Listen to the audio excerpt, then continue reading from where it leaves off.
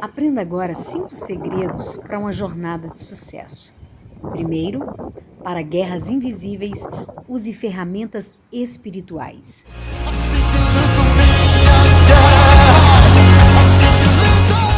Segundo segredo, aprenda a filtrar o que dizem.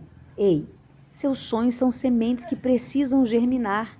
Então, não permita descer ao coração palavras tóxicas. Para isso, vire as costas quando necessário e aprenda a perdoar. Terceiro, não espere ter para ser. Planeje o amanhã, mas viva o hoje com intensidade e gratidão. Quarto, tenha metas e prioridades. Elas serão seu combustível para nunca desistir. Quinto segredo, acredite. Você não é fruto do que pensam, você é o que Deus te criou e o que você acredita ser. Seja feliz.